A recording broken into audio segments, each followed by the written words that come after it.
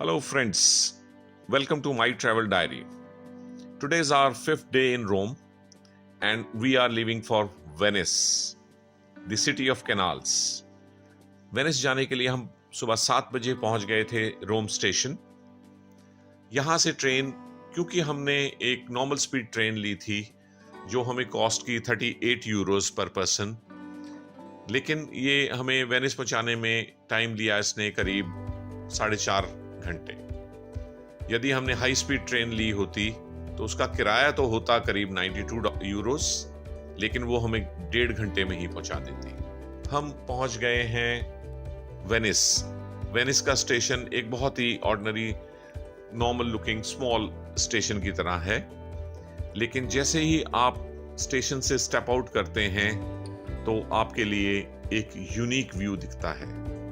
Station के बाहर पहुंचते ही ग्रैंड कैनाल शुरू हो जाती है। स्टेशन के बाहर आपको कोई रोड नहीं दिखाई देती और ना ही कोई व्हीकल्स दिखाई देते हैं। The only vehicle mode is boat. Station से हमने ली स्पीड बोट जो कि हमें हमारे होटल तक ले जाएगी। रास्ते में आप देख रहे हैं कैनाल्स के चारों तरफ बिल्डिंग्स हैं और वेनिस एक फ्लोटिंग सिटी है जिसमें एक ग्रैंड कैनाल है और करीब 177 स्मॉल कैनाल्स हैं जो कि वेनिस की स्ट्रीट्स बनाती हैं। इंटरेस्टिंग फैक्टर ये है कि वेनिस की बिल्डिंग्स जो हैं उनकी नींव पानी में ही होती है और उनके एड्रेसेस स्ट्रीट्स के नाम के हिसाब से नहीं होते बल्कि डिस्ट्रिक्ट के हिसाब से होते हैं। So sometimes it's very difficult to locate a particular address.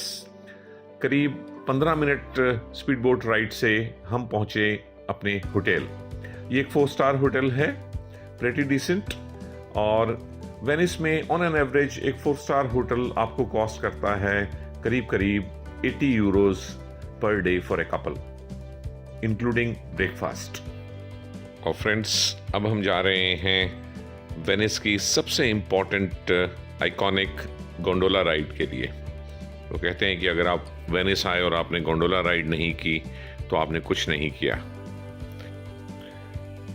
Gondola यहाँ की well decorated, well maintained Venetian boats हैं जिन्हें चलाने वाले लोगों को गोंडोलियर्स कहा जाता है।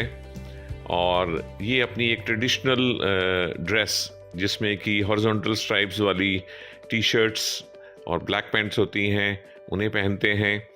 और पूरे वेनिस में करीब 415 गोंडोलाज हैं और करीब 530 गोंडोलियर्स हैं। गोंडोला राइड के लिए इन लोगों को बहुत ही अच्छी ट्रेनिंग दी जाती है। They have to go through a training और इनका बिहेव करने का स्टाइल भी इन्हें सिखाया जाता है। और गोंडोला राइड के दौरान अगर आप चाहें तो ये आपको ट्रेडिशनल इटालियन सॉन्ग्स भी सुना सकते हैं। गोंडोला राइड हालांकि काफ़ी महंगी पड़ती है। They can charge anyway between 80 euros to 140 euros for a 45-minute ride। महंगी होने के बावजूद gondola ride is worth spending money on it. और गोंडोला से हमने वेनिस के कई लेन्स और बाई लेन्स ट्रेवर्स किए और अब हम पास हो रहे हैं वेनिस के आइकॉनिक रियाल्टो ब्रिज से। ये ब्रिज पहली बार 11th सेंचुरी में बना था, लेकिन उसके बाद एक बार तो the great fire of Venice में और उसके बाद भी कई बार ये टूट चुका है, लेकिन हर बार इसे उसी शेप में रीबिल्ड किया जाता है।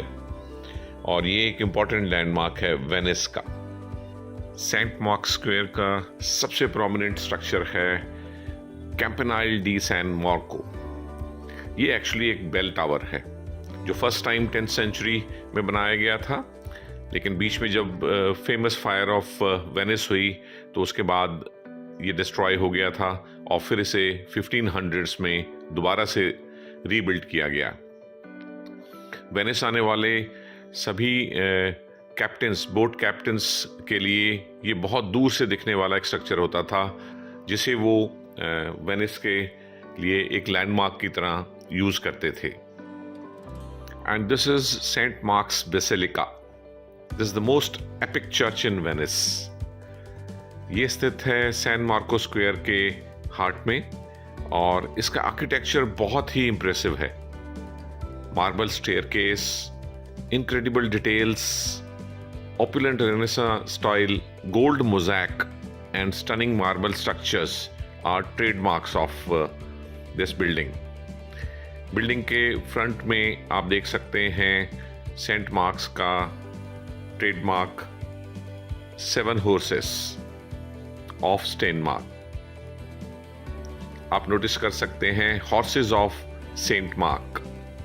They were stolen by Napoleon, but then they were returned in 1815 and they were repositioned at this St. Mark's Basilica. This completes our first day in Venice. Thanks for watching this episode. Tomorrow we'll be going to Murano and Burano Islands. Thanks, viewers.